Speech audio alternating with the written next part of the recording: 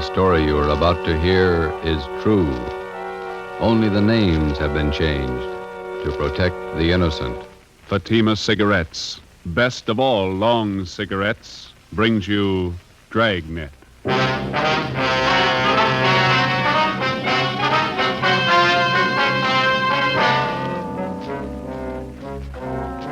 You're a detective sergeant. You're assigned to homicide detail. A confessed murderess is paroled from the state prison for women. After 7 months, the parole office loses contact with her. Your job, find her. If you want a long cigarette, smoke the best of all long cigarettes. Smoke king-size Fatima. Fatima is the long cigarette which contains the finest Turkish and domestic tobaccos superbly blended to make Fatima extra mild. And that's why Fatima has a much different, much better flavor and aroma than any other long cigarette. That's why Fatima has more than doubled its smokers coast to coast. So enjoy Fatima, the best of all long cigarettes. It's wise to smoke extra mild Fatima. It's wise to smoke extra mild Fatima.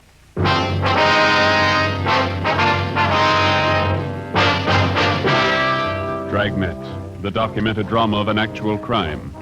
For the next 30 minutes, in cooperation with the Los Angeles Police Department, you will travel step by step on the side of the law through an actual case from official police files. From beginning to end, from crime to punishment, Dragnet is the story of your police force in action. It was Thursday, March 9th. It was foggy in Los Angeles. We were working a day watch out of homicide detail. My partner's Ben Romero. The boss is Thad Brown, chief of detectives. My name's Friday. We were on our way back from the state building, and it was 2:45 p.m. when we got to the city hall, room 29. Handwriting analysis. Want to have a seat, Fred? Okay, thanks. I'll see if Don's around. Maybe in the back room. All right. Don Meyer. Don, you here? Yeah, come in just a minute. Oh, hi, Ben. Got a quick job for you, Don. Can you spare a few minutes? Think so? Hi, Joe. Didn't see you. I'd like to have you meet Fred Galloway, state parole. Fred, this is Don Myers, our handwriting man. All right. Got a couple of signatures here. I'd like to have you check them now if you can. No, I can try. Let's see what you got. You want to show them, Fred? Yeah. These 3 sheets here, Don, marked November, December, January. I'd like to know if the signatures on them compare with the signatures on these 2 here. They're marked February and March. Let me see. Thanks. Mm-hmm. Yeah, well, it shouldn't take long. Why don't you fellas have a seat? Huh? Yeah, okay. How's this thing shape up, Fred? You figure that the Johnson woman's jumped her parole? Got me. I don't know what to think. How long's it been since you got out of prison? Well, let me check you out on the details. I got the dope right here. All right, fine. Annie Marie Johnson. She sent up for a life term, 1933, murdered her husband, John, shot him to death. Started appealing for parole 1940, finally won it May 14th last year, paroled into the custody of Mrs. Laura Jean Muller. Mm-hmm. Where does this Mrs. Muller live? Down Wilmington. Old friend of the Johnson woman. She fought for 10 years to get her released from Tehachapi. Have you been in touch with Mrs. Muller lately, Fred? Only by mail. We've been sending her monthly report forms all along. She's the person that Annie Johnson was paroled to, so the form has to be filled out, then signed by Mrs. Muller and mailed back to me. Yeah, I know. And that's where you figured that something was wrong. Well, we got the February and March reports back from her on time, all the usual questions answered properly, and it was the signature. Writing didn't look like Mrs. Muller's at all. You think the Johnson woman is faking the signature? Maybe. Tried to contact the Muller house 6 times the past couple of days. Nobody home. There you go, man. You got it? Yeah. Let me see. These 3 here, November, December, January, they were signed by the same person. Yeah. Signatures on the February and March reports. They're pretty bad imitations. One person signed these 2. Another person signed these. No match at all. Well, then the signatures on the last 2 reports were forged. I'd say so. She went up for murder. That's your department. You want to run it down? Sure. What's it add up to? Could be a lot of things. Could be nothing. Annie Johnson ought to know. Ben and I checked out of the office and drove down to Wilmington. We located the home of Mr. and Mrs. Joseph Muller on Seaboard Drive, just off Anaheim Street. It was an old-fashioned 2-story house set back on a big corner lot along with plenty of shrubbery. It was a faded gray with lots of Victorian gingerbread hung all over it. Fancy carved gables, carriage driveway with hitching posts and pieces of thick colored glass set in some kind of a design in the window of the front door. Out in the harbor beyond Terminal Island, you could hear the foghorns.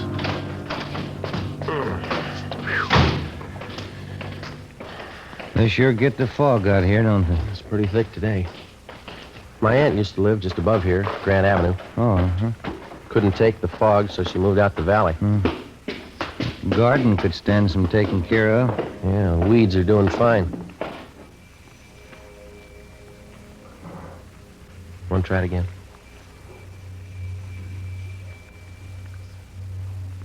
What do you think? Let's try the neighbors, huh? Yeah, all right. That house across the street must be somebody there. I saw a woman shaking a dust mop out the window when we drove up. All right. Kind of a bleak-looking spot up here on the hill, isn't it? Not many houses around. Yeah, and this fog's doing nothing for me. Chills you right down to the bone. What's the name on the mailbox there? Let's see. Miss Flora Carpenter. Well, maybe she can tell us something.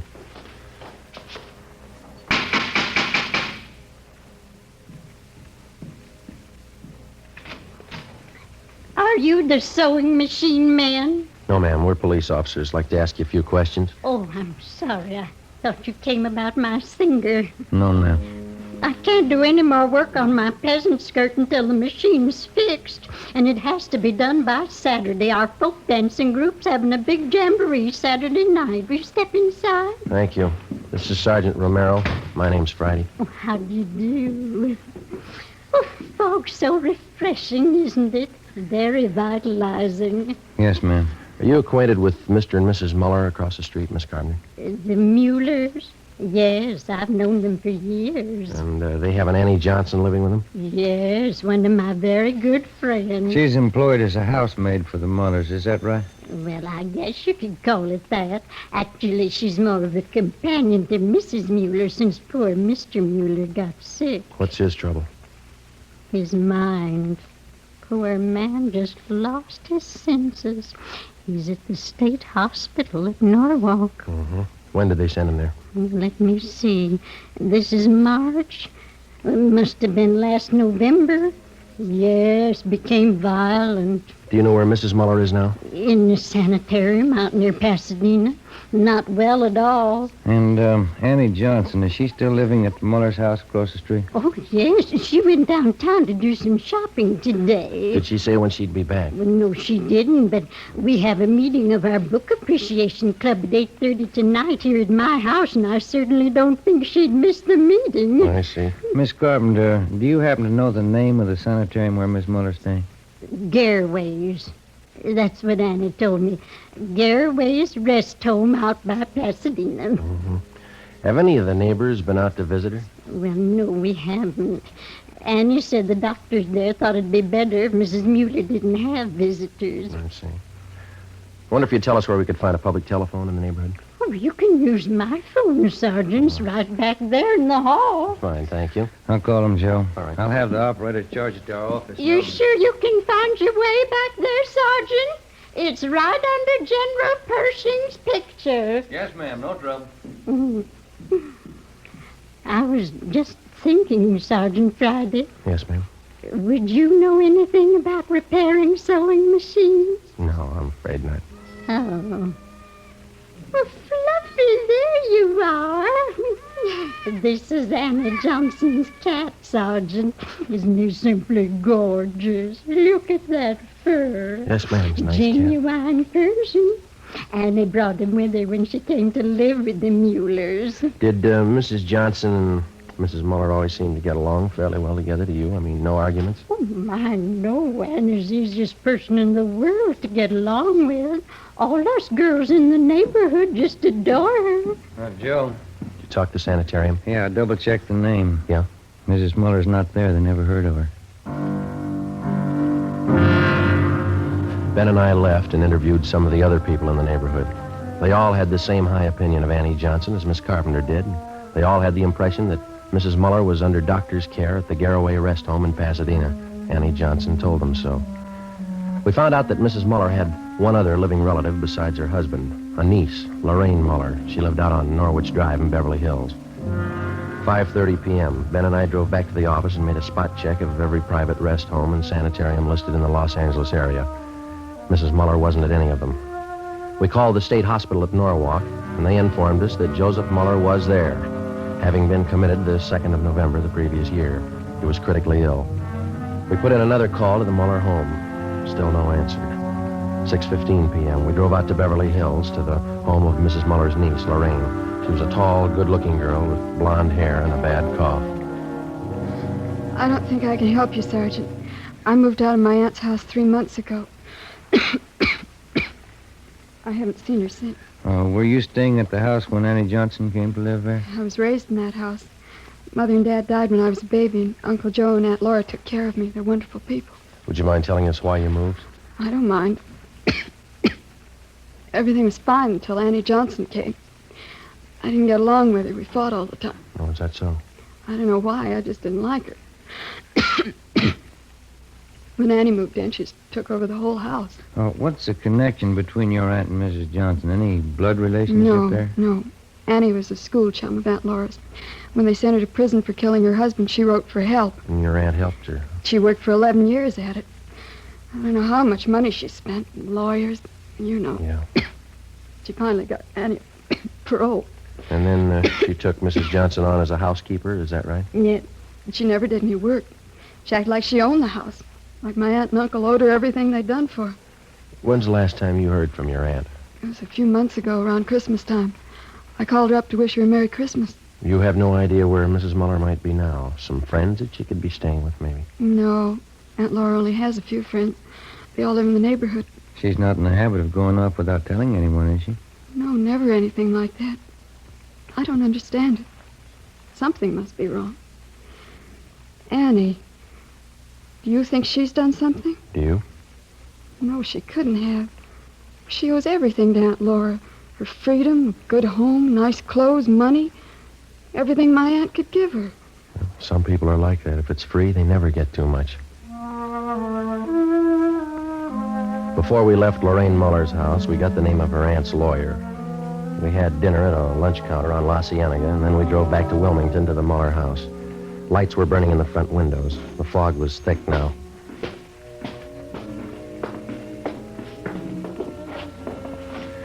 Guess that's her singing. Yeah. You want to ring the bell? Mm-hmm. Can you see in through the curtains, Joe? Yeah, she didn't hear it. Let's ring it again.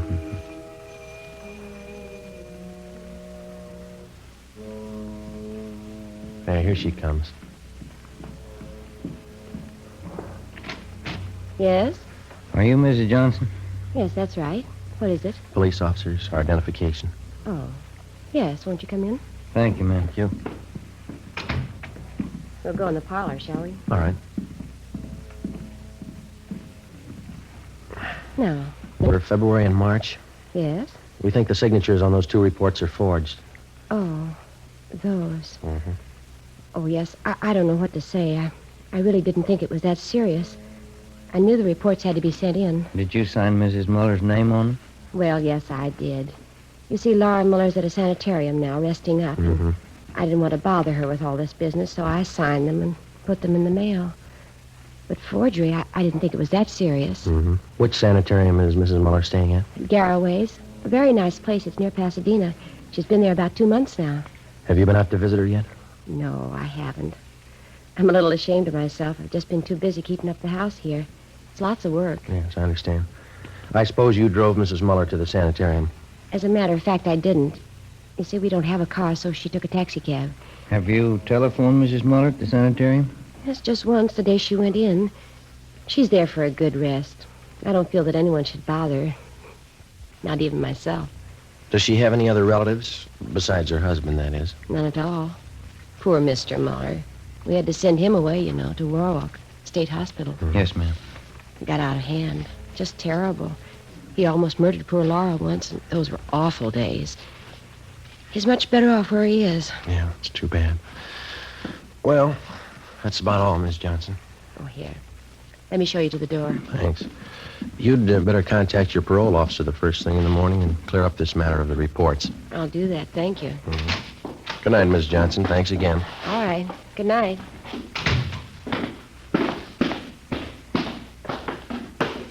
What time you got? 20 minutes after 8.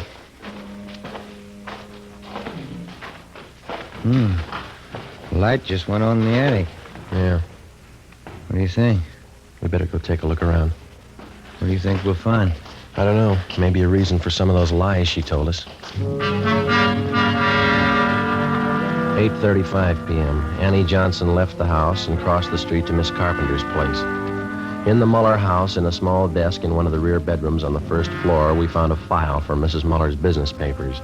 In the file, we located 3 of her insurance policies. There was one for $5,000 and 2 for $3,500. Each policy had a rider attached, changing the beneficiary from Joseph Muller, the husband, to Annie Johnson. $12,000 worth of insurance. Yeah, let's get them back in this folder. Did you get the policy numbers? Yeah. What's this? Let's see. Phone bill. Light bill. Here's one. Labor bill. $1 an hour paid to Tom McCrae, charged to Annie Johnson. Let's go. Yeah, I want to get this address here. Tom McCrae, East Jefferson. There's her cat. Yeah, let's go see what we can find upstairs, huh? It's a pretty cat. We went upstairs to the second floor of the house and searched the rooms. We went up another flight of stairs to the attic. For a full half hour, we searched through dozens of corrugated cartons crammed with souvenirs and picture postcards. Joe, come here. Yeah. Take a look. Wrapped in newspaper. 3220 Colt. 3 empty cartridges. We got a gun and we got a suspect. Those insurance policies could be the motive. Let's pray to God there's no victim.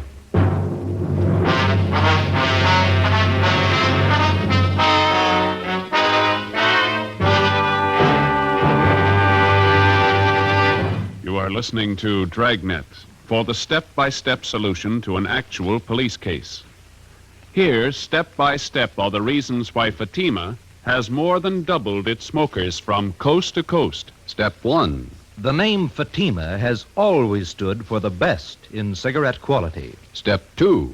Long cigarette smokers discover Fatima has a much different, much better flavor and aroma. Step 3. Long cigarette smokers find Fatima extra mild.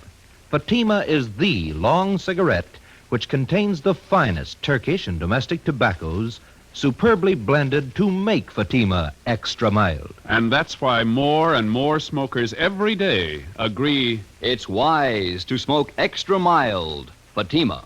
It's wise to smoke extra mild Fatima. yes, the name Fatima on that golden yellow package is your insurance of an extra mild smoke. So enjoy king-size Fatima, the best of all long cigarettes.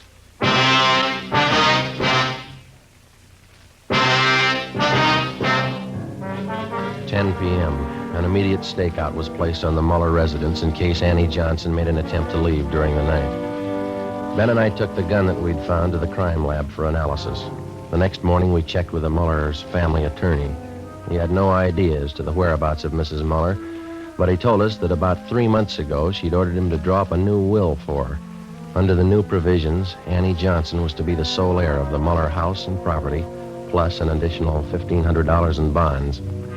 Friday, March 10th, 11 a.m. While Ben checked with the insurance company, I met with Captain Elliott of Homicide. You got everything but a victim, huh? Where are you looking? We'd like to shake down the Muller house again before we look anyplace else. Didn't have a chance to give it a thorough going over last night. You're sold on the idea it's a Johnson woman? Looks like it. Sure it couldn't be a freak disappearance. No, sir, not in my book. Annie Johnson's got some big reasons for lying to us. I'd like to find them. How do you figure on doing that? Well, if we could pull her in and question her, just to get her away from the Muller place, I'd like to take a detail of men out there and shake the house from top to bottom. Just checked with the insurance companies that issued Miss Muller's policies. Yeah. And we got it right. Annie Johnson gets the dough if Mrs. Muller dies. Oh. Something else. The changes in the policies were made during the last 2 months at her home. It doesn't jive. Why not? Well, Annie Johnson told us that Mrs. Muller's been in the sanitarium for more than 2 months. Here's a capper, Joe. What's that? Gil and Cenas went out to State Hospital at Norwalk to talk to Mr. Muller. Yeah? Joseph Muller died at 8 o'clock last night. Death from natural causes. What's that prove? Wait a minute. When Joseph Muller was committed to the institution, Annie Johnson figured prominently in that commitment. She had a lot to do with sending him away. Didn't take any chances, did she? Annie Johnson is left with the house, the bonds, and the insurance money. She had all the answers. Yeah, all but the right one.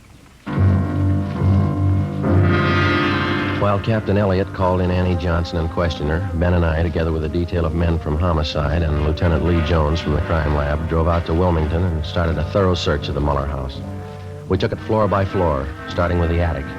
By 4 o'clock that afternoon, we had searched the attic and the second floor completely without finding any additional physical evidence. 5:30 p.m., still nothing. The fog was coming in thick now.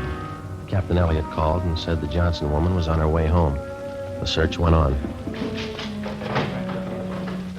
Anyone check the cellar yet? Let's give it a look, huh? Okay. Joe, come on down. Lee's with me. We're checking some stains. What do you got, Lee? Picked up this line of stains here, Joe. They run down from the top of the stairs. Pretty faint. Let me see. Mm-hmm. Try a few drops of benzodine, see what happens. Okay. Let's have a look around, Gil, see what we can find. There's no lights down here. You'll have to use your flash. I got one.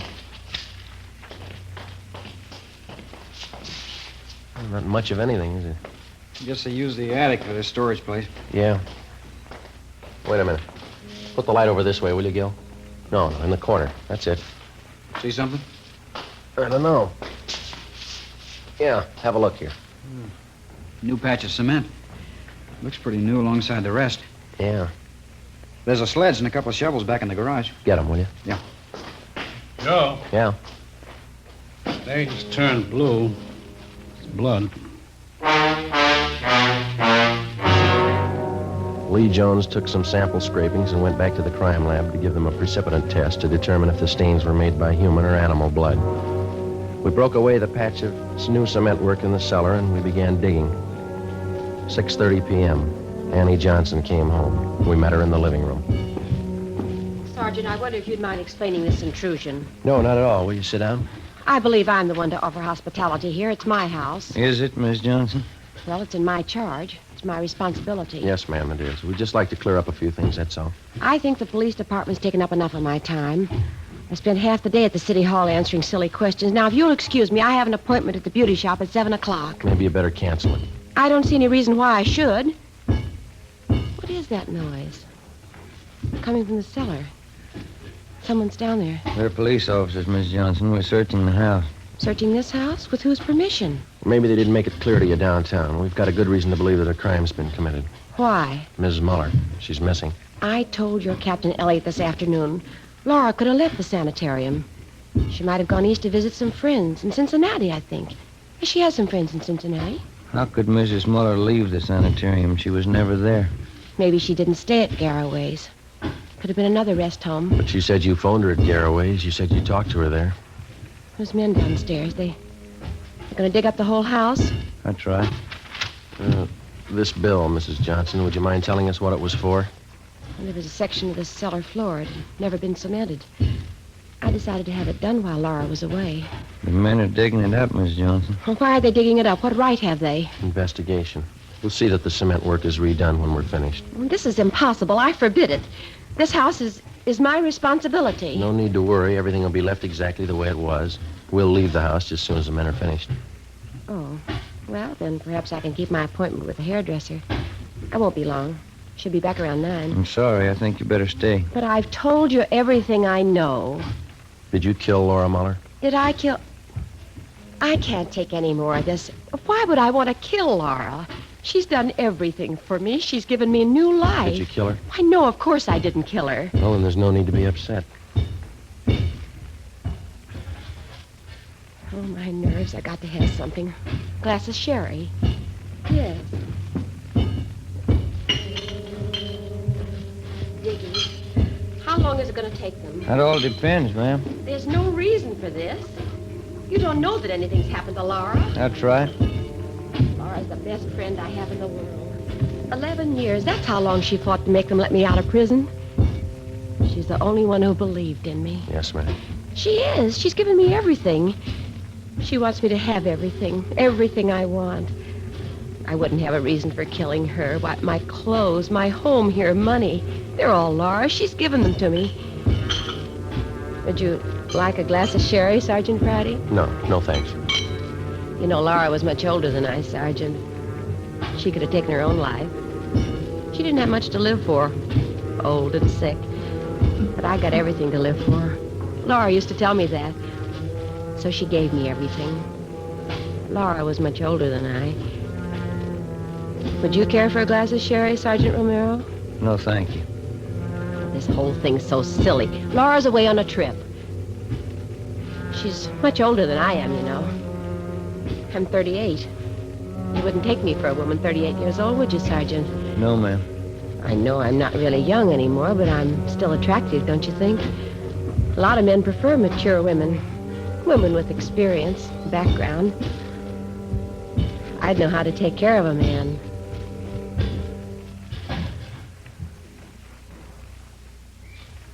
Joe? Yeah?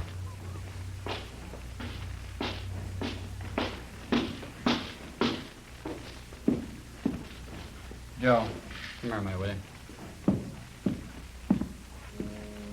Yeah? We found her. I didn't mean it. She didn't have anything to live for. She wanted to die. Call the coroner, Gil. Let's go, Miss Johnson. Laura wouldn't want this. She knows I didn't mean it. She's the only one who knows what I went through. Years in prison. Laura understood me. She gave me everything. Yes, she did. Ask anybody. They all know how Laura felt about me. Ask anybody. We can't ask her.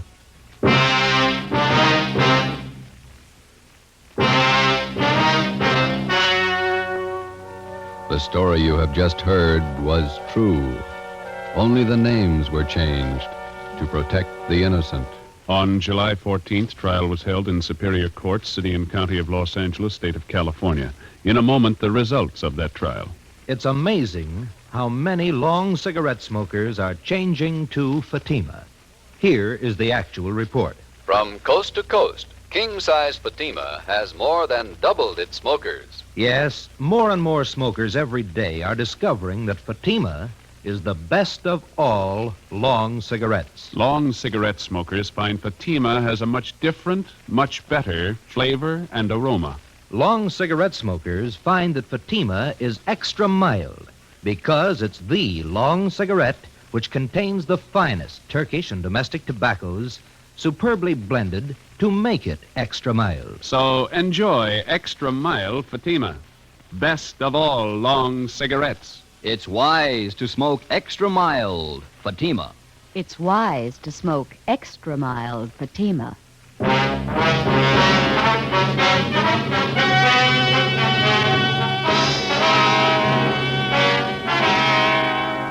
Annie Marie Johnson was tried and convicted of murder in the first degree. She was executed in the lethal gas chamber at the state penitentiary, San Quentin, California.